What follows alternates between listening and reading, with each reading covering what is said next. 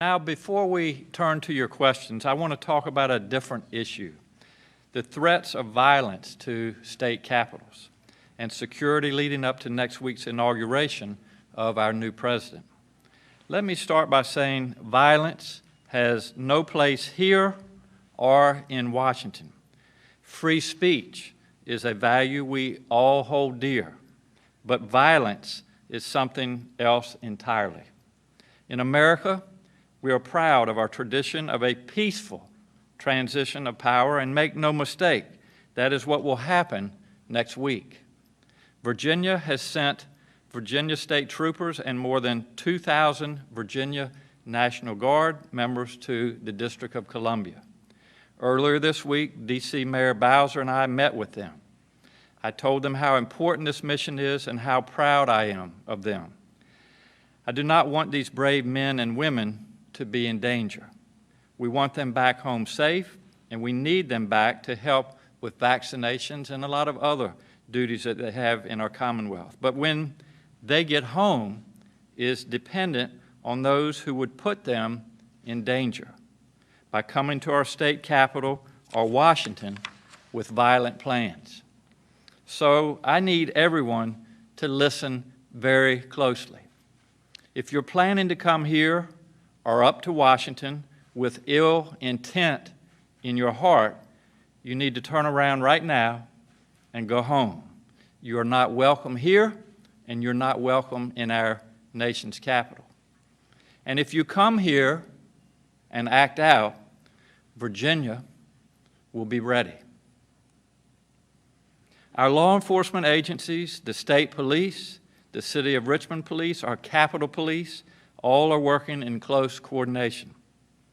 Richmond Mayor LeVar Stoney is here, and I'll ask him to say a few words. Mayor, thank you for being with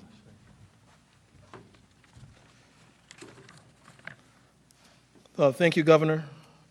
I thank you for this opportunity to let people know that Richmond is aware, we're prepared, and we've been planning for weeks for the upcoming lobby day.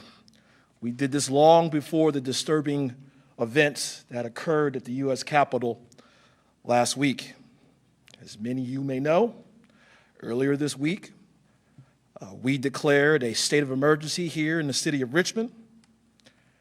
Our goal is the same as it's always been, and that is respect and protect the right to peacefully demonstrate, regardless of your viewpoint, and to safeguard the public health and safety of Richmond's residents and their property. Yes, we all have a right to be heard, but we all have a right to be safe and free from fear and intimidation. So let me be clear. The violent, lawless insurrection and assault on democracy and its institutions that unfolded last week in Washington, D.C. will not be tolerated in the city of Richmond. I don't care who you are, we will protect this city, this capital, this Commonwealth, and the lives and property of all the law-abiding people who live here. Now, last year's lobby day, while unsettling in many ways for the proliferation of firearms on our streets, came and went peacefully. We have the same expectation for lawful demonstration this year and expect your full cooperation and respect. Now, a lot has changed since last year.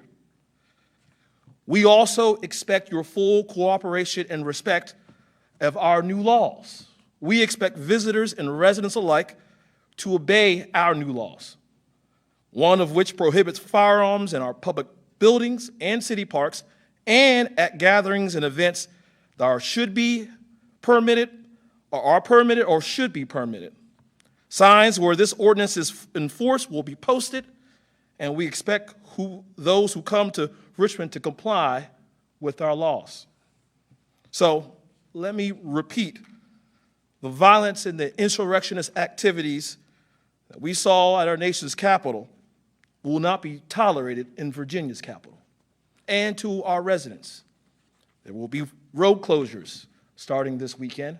And in addition to that, we ask that you avoid areas of downtown Richmond.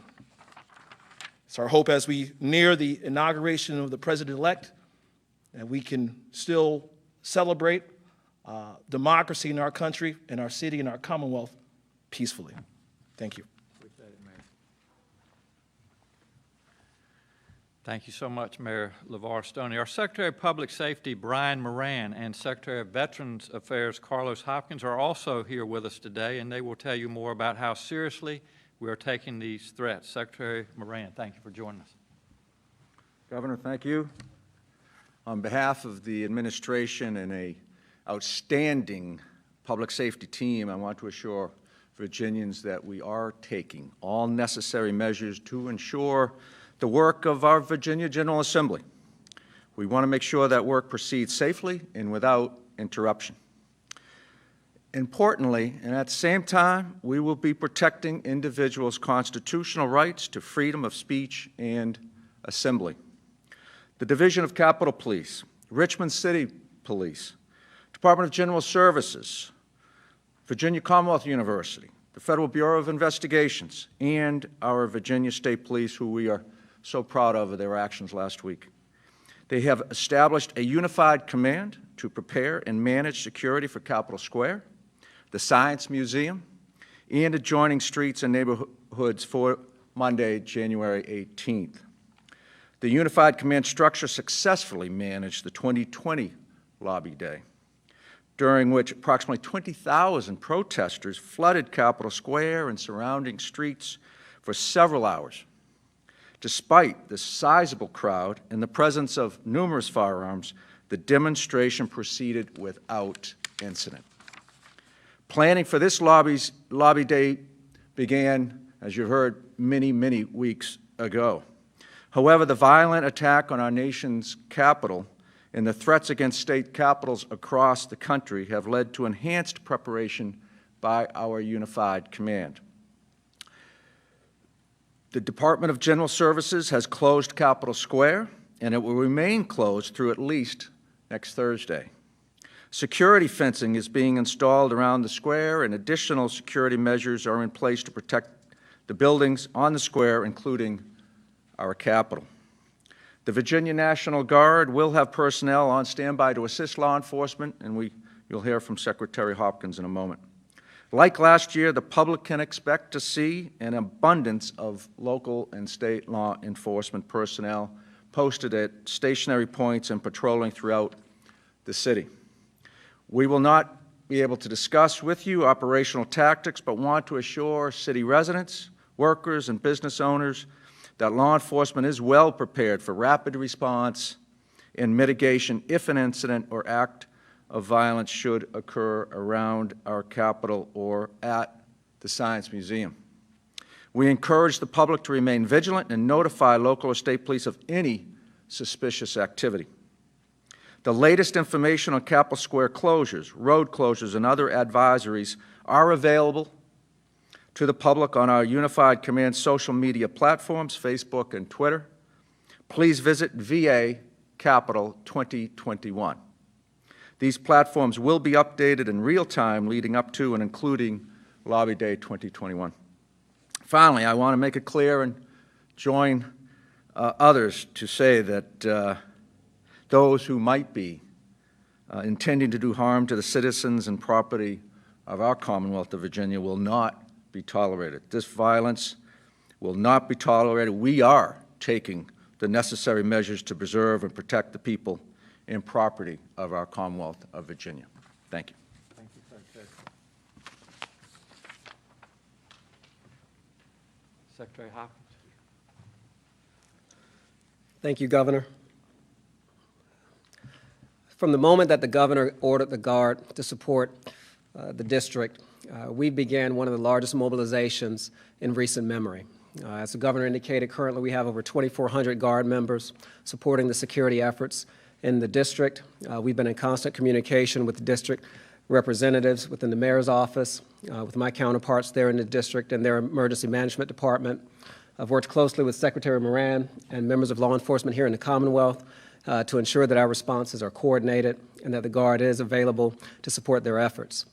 And when I talk about the extent of the mobilization, just so that you understand the scale at which the Guard had to operate, within a matter of hours, we had pulled these men and women, many of whom are students, many who work here at various jobs around the Commonwealth, from their homes, from their jobs, from their schools, had them muster in the middle of the night, equipped them with the necessary resources and training materials, and then sent them on the road to D.C.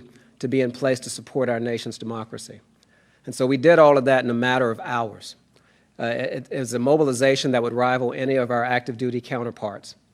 But it's just a testament to the strength of the men and women of our Virginia National Guard as they live out the motto of being always ready and always there. And so they've been an incredibly resilient force.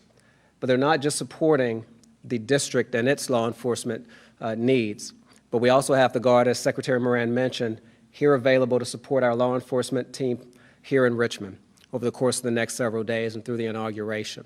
So we have those troops who will be in standby as necessary and requested by law enforcement, and they are also equally equipped and trained for the mission that we've asked them to support. But the Guard is not just supporting our law enforcement, but they're also supporting our vaccination efforts as well. When I've come before you previously to talk about how we've been engaged in the testing process, we also intend to support Dr. Avul and his team as we get further into the vaccine distribution and utilize the resources of our Guard there as well. But their purpose is to be always there and always ready for the Commonwealth.